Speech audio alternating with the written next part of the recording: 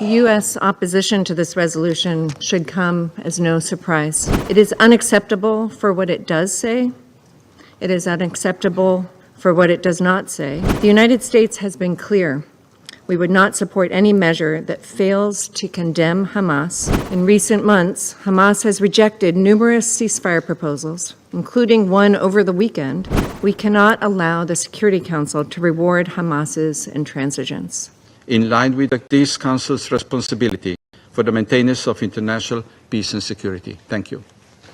I thank the representative of Slovenia for his statement, and I give the floor now to the representative of the United States. Thank you, Madam President. Colleagues, U.S. opposition to this resolution should come as no surprise. It is unacceptable for what it does say. It is unacceptable for what it does not say, and it is unacceptable for the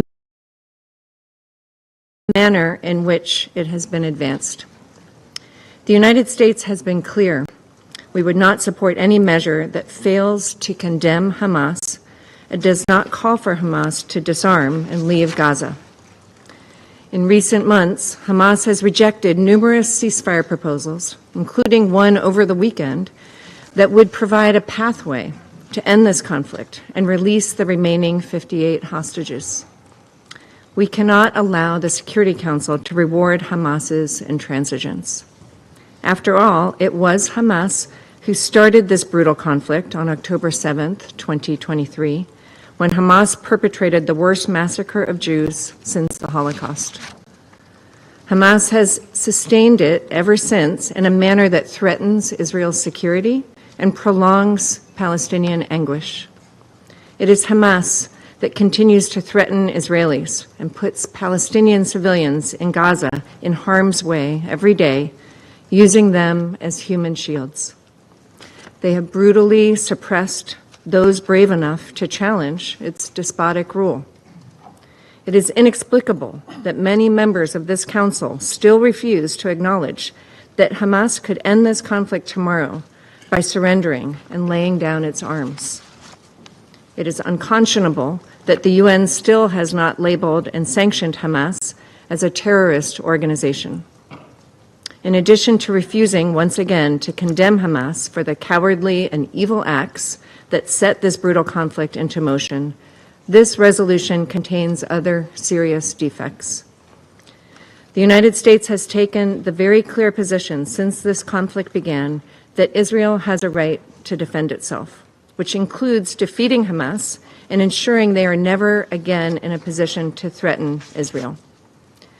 In this regard, any product that undermines our close ally Israel's security is a non-starter. This resolution would undermine diplomatic efforts to reach a ceasefire that reflects the realities on the ground and emboldens Hamas. This resolution also draws false equivalence between Israel and Hamas, which is both wrong and dangerous. This resolution seeks an, and I quote, immediate, unconditional, and permanent ceasefire, close quote, that would leave Hamas in a position to carry out future October 7th attacks, as it has promised. This resolution refuses to acknowledge the disastrous shortcomings of the prior method of aid delivery, which allowed Hamas to enrich itself at the expense of Palestinians and failed to get food and water to those who needed it most.